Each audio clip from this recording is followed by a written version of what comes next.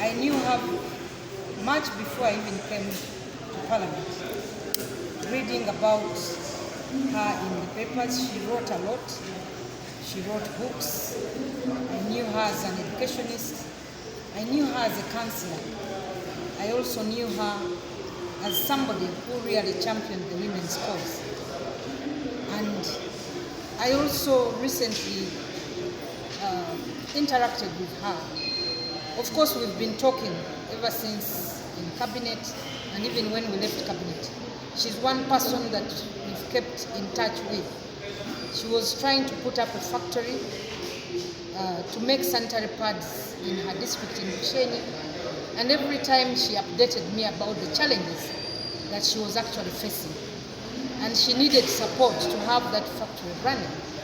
Every time I moved a motion or I spoke about the women and girls, she would send me a message, and this clearly showed her passion and support for the women and the girls of this country. She had even planned to get into this last NRM primaries, standing on the ticket of elders.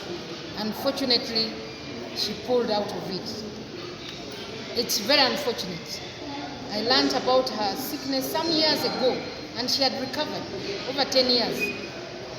And it was shocking hearing that she was actually again sick, because her last post or message was on the 18th of July. That was her last communication, and she did not actually tell us that she was sick. So the country has lost somebody who continued mentoring the young people, continued speaking for the women of this country, and generally for all Ugandans.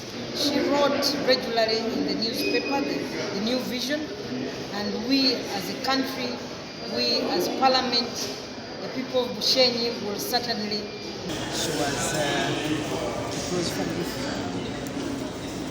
Her late husband and my late husband. It is so devastating. She was such a nice person. A nice person, worked with very well, very helpful, very loving, very supportive.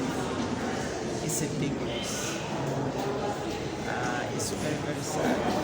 I give her sympathies to the family and to this country. She served our country diligently. May the good Lord receive her